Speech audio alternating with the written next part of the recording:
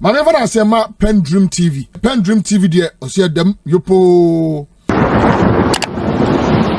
And this week, towards the end of the week, we had that rude invasion of UTV by hooligans and hoodlums identifying with the New Patriotic Party. Well, the New Patriotic Party has come to apologize. But the whole point is that this gentleman you see on your screen, he had his picture put up on Net2 TV by Kennedy Ohene Agyapong, MP for Asin Central, who wants to be president of the Republic on the ticket of the NPP. He was under witness protection by the Ghana Police Service. He was gruesomely murdered. The police have not had the presence of mind, dignity, or sense of duty to invite Honorable Kennedy Agyapong to appear, to even serve as a witness in the trying to unravel the mystery of the murder of Ahmed Suale, who was under witness protection. Then you heard Chairman Wontumi on behalf of the Dr. Bawumia campaign say that if you threaten me again, I will report you to the police, because it is the same way you threatened other people like Ahmed Suale and many others who we do not know who have died. Kennedy Agyapong would now say that, oh, go and ask Dr. Bawumia to tell you who the killers of Ahmed Suale are, because he is the chairman of the police council. So we are talking about the murder of a young Ghanaian who decided not to steal, not to do sakawa, not to do 419, but decided to practice journalism in his country to expose corruption and rot. He has been killed. The Zongo communities are quiet. The Muslim fraternity that he belonged to are quiet. Civil society organizations are quiet. People who say they love justice and they want peace and justice to be in tranquility are quiet. And we are now discussing it on a political platform. You killed Ahmed Suale. You killed him. You didn't kill him. You killed him. Go and ask this. Go and the Ghana Police Service, IGP Dampare is watching. I love IGP Dampare, but I'm saying that up until now, if he's not able to invite the two gentlemen to appear to give him the evidence that they claim they have regarding the murder of Ahmed Suale, then there's a problem. It means that the police is being selective. If Johnnie Hughes says, 62s, you killed Babana, and 62 says, Johnnie Hughes, you killed Babana, I'm sure the IGP would have invited us as of yesterday or 2 weeks ago. We would not even finish the statement. They will come and pick us up in Rambo style. This is a test for you, IGP Dampare. If he's not watching, call him. I know that all the big people, they watch the Johnny's Bite. Tell him that Ghanaians are watching, and I won't stop talking about this. One more time, put Ahmed Suale's picture there. They killed him in cold blood. He was under witness protection, under the protection of the police and the court of this republic. He was killed. What has the Chief Justice said about it? What has the police said about it? What has the president, who swore an oath to protect all citizens, what has he said about it? Ahmed Suale's blood will be on everybody's hand. And I'm speaking passionately about it because those of us who want to unravel corruption, this is the way. And by the way, Kennedy Agyapong has had cause to put my picture same way, like I put it on TV, like this, on UTV before. He sat in front of Roland and said he doesn't know me. You don't even know me and you are insulting me and put my picture up. Let me not speak my gun. Now, the second issue I want to talk about today is those guys who go around clamping vehicles. Put the picture up there. I don't know why they do it. Sometimes you are in the car. You have not left. You just park for a second. Maybe you have a problem or you're waiting for somebody or whatever. 2 minutes, 1 minute, 3 minutes. They come, they clamp it Rambo style. Then they quickly write the receipt. Ask them, what kind of hunger is pursuing you people? Who sent you? They say, oh, our boss. Why are you doing it? They say, because you parked.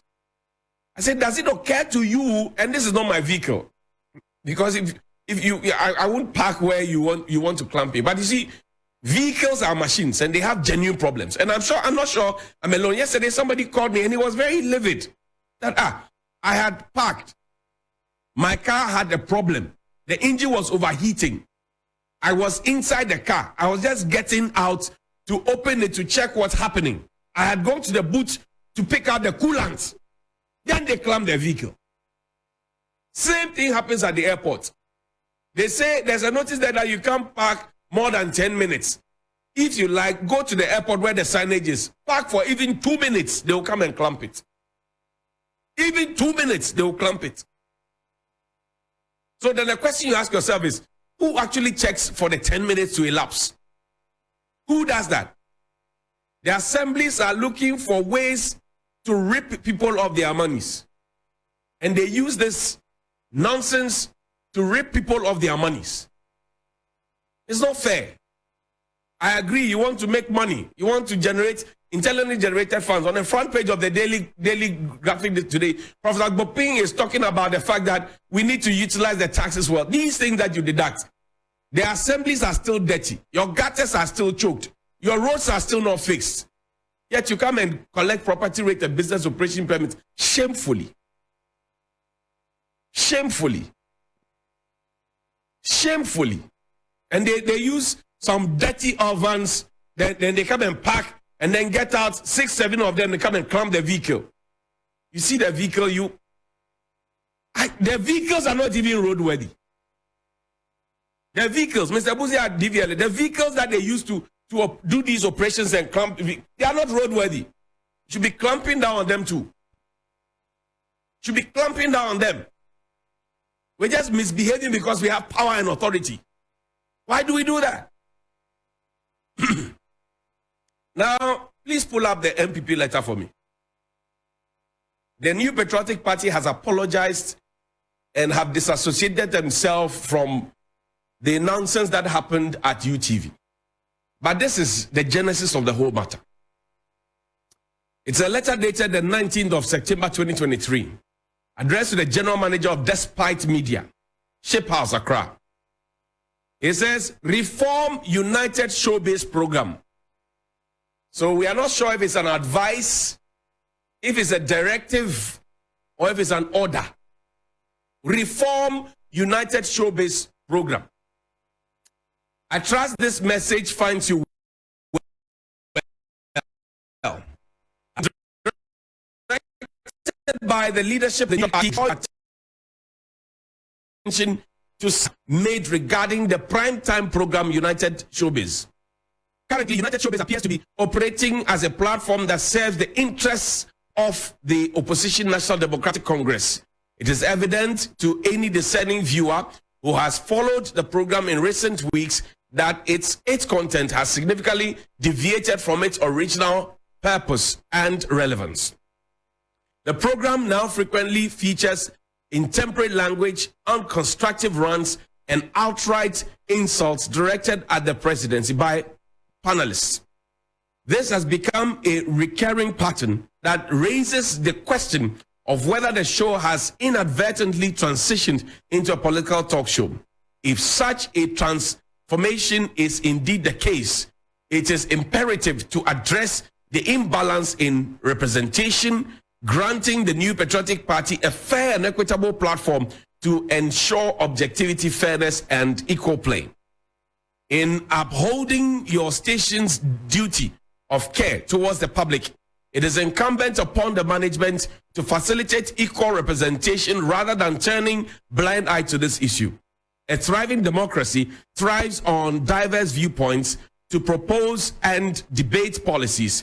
While we in the MPP welcome a mature conversation about the economy and its related challenge, we cannot condone the erosion of public discourse to such a lamentable level. This is not merely a matter of politics or criticism. It pertains to maintaining respect for the presidency and a sense of responsibility towards one another. The United Showbiz Program has in recent times witnessed an unwarranted surge in disparaging comments targeted at the president, which has raised concerns among a section of the populace. The program subjected the Vice President, Dr. Bawumia, to ridicule and criticism in the last few episodes. Prior to that, the program targeted our Ashanti Regional Chairman, Wontumi, the manner in which these individuals were treated, often without a fair chance for rebuttal, raises questions about the program's intention, giving the impression about its metamorphosed into a political show. It's disheartening that this program has strayed from its intended path and ventured into the realm of a political and propaganda to masquerading as an entertainment show. This sudden departure from the established norms, right, of television entertainment is puzzling, given the global television landscape where popular shows have refrained from entangling themselves in political matters. Thank you for your anticipation, cooperation, and consideration. Yours sincerely, William Yamo Hayes, the Director of Finance and Administration, copy to CEO of Despite, owner of Despite, and then also to the executive producer of United Showbiz. I can tell you on authority that UTV is not the only recipient of such a letter. I can tell you on authority that the top echelons of the New Patriotic Party have not only engaged UTV. Yesterday, Mr. Richard Ahiagba, my good friend, confirmed to me on 3FM Sunrise that they have engaged our own management here at Media General. So UTV is not alone. Now, I asked a question. Show me Article 162. I asked a question. The MPP is not in short supply of lawyers. The National Secretary of the NPP is a lawyer.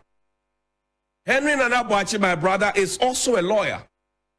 If you go into the National Council, whatever it is, the NPP is not in short supply of good lawyers in this country. Did the lawyers in the NPP and the advisors to the Executive Council pay attention to the provisions of Article 162, Clause 4 that says editors and publishers of newspapers and other institutions of mass media shall not be subjected to control or interference by government, nor shall they be penalized or harassed for their editorial opinions and views or the content of their publications? Did they pay attention to the provisions? Did they? And then they say, oh, there is not a fair representation and that the program has deviated. So you are trying to now dictate content, show running order, and who gets empaneled on the show. Was it not the same Socrates Sappho and Fred Mensah and all the other people who came together to form Creative Arts for Change in this country? Were they not the same people who came together to form Creative Arts for Change? And I showed you their picture. Banko Kreku Manti and all those people. Now, if they were the ones who championed that cause, because their claim was that there's no direct policy that affects what they do within the media, arts, and culture space, and that they wanted some clarity on policy direction. And now, John Mahama and his administration set up the ministry. Nana Addo Dankwa Akufo-Addo Bawumia have maintained the ministry, right?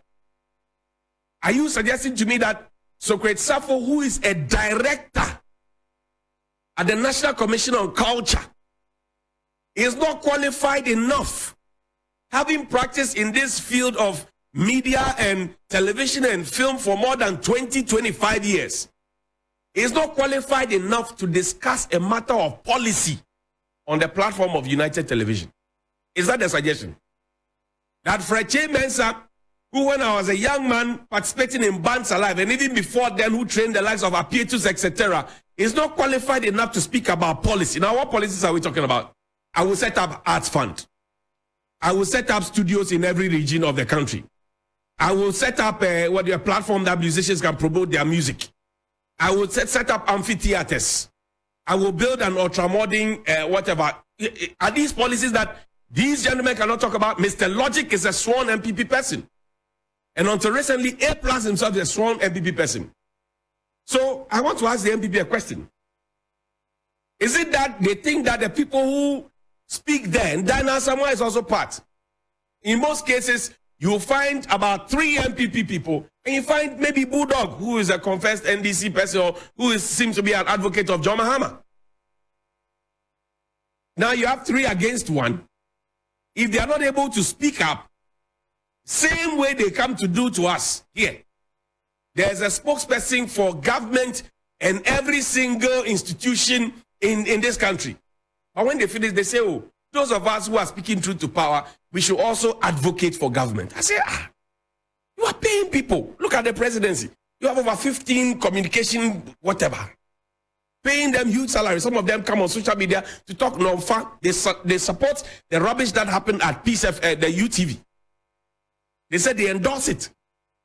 And then when you finish, you come and tell us that we are the ones who are supposed to be trumpeting your thing. So I asked the MPP, what is going on? Because you see, the strange thing is that when President Kufuor was coming into power, the clarion call was that the Jerry Rawlings era had some militarized, attachment. People were being shaved with broken bottles, etc. All the narratives that were pushed out there. And that President Kufuor was coming to give us, some beam of hope and media freedom, etc., etc. Repeal of the criminal libel law. Yesterday I explained to you. You repeal the criminal libel law, and yet your wife is spoken about, and you use state resources and even take the person to court through the state. So you criminalize civil issues. You have not repealed any law. If your actions are contrary to what you say, you have repealed. Same things. So how did we depart from what President Kufuor preached? Kufuor, all that era. How did we depart from all of that into this rowdy MPP that we now have? How did we depart from it? How did we get there? We have hoodlums who go on radio and TV and they barge into studios. How did we get there? Now people are asking questions. Play Nancy Pelosi's video for me. Nancy Pelosi was the speaker of equivalent of Alban Bagbin in the United States. He tore a speech by Donald Trump on national TV in the House of Parliament. Play.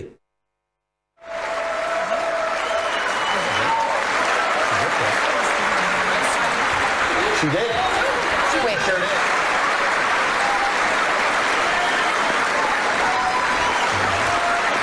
A stunning moment here at the end of the president's speech. Nancy Pelosi tearing up what appeared to be a copy of the president's speech. And this on the heels of a moment earlier where she seemed to offer her hand. She tore that of the president, though.